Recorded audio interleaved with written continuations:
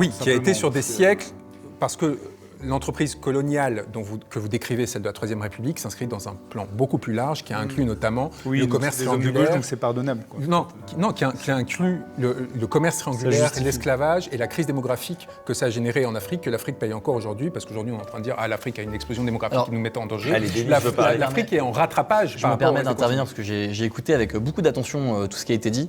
J'ai attendu qu'on me donne la parole pour la prendre. Peut-être est-ce un tort, j'en prendrai compte dans la deuxième partie de cette émission.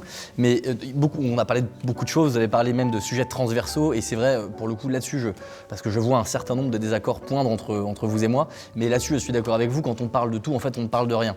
Moi, j'aimerais bien définir un peu les termes pour savoir exactement à qui j'ai affaire. Je vous connais parce que vous êtes connu, mais je n'ai pas lu vos livres, je ne me suis pas intéressé plus que ça, d'ailleurs, je ne savais pas que c'était vous il y a encore une heure de cela.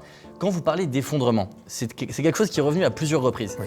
À quoi faites-vous référence d'une part, et d'autre part, il y a quelque chose qui m'a vraiment marqué. Êtes-vous légaliste? Puisque vous avez posé la question tout à l'heure, ou plutôt vous avez posé l'affirmation de dire « je préfère affûter la guillotine », c'est fort comme expression, « je préfère affûter la guillotine que les urnes ». C'était quelque chose, les guillotines que les urnes, voilà. Donc sur tous ces éléments… Non, j'ai pas dit que les urnes, que la séquence politique, que m'intéressait la séquence politique actuelle. C'était, rassurez-moi, imagé. Pas forcément. Non, pas du tout. Pas Donc forcément. vous êtes favorable à la peine de mort. La guillotine, pardonnez-moi, a toujours été un instrument légal. Toujours, bien justement. Sûr. Et donc vous êtes favorable à la peine de mort. Il faut faire attention à cela. Mais la gauche a toujours eu cette finir sur sang dans les rues. On s'engage sur le terrain de la guillotine. Voilà. On va y rentrer. Plus général, qu'entendez-vous par effondrement? Ok, donc juste, je vais juste dire une phrase de plus parce que j'allais arriver quelque part pour finir sur la question, parce que là on partait sur la question économique, etc.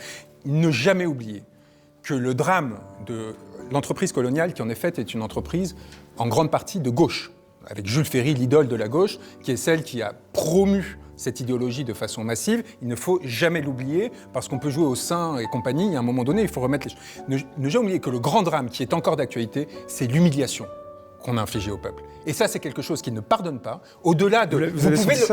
Vous pouvez parler de la question, parce que je sais que c'est un discours de droite pour essayer de réhabiliter le colonialisme, la question de l'humiliation de l'indigénat, de la réduction de ces êtres à une condition sous-humaine ou sous-citoyenne par rapport à d'autres selon la couleur de peau.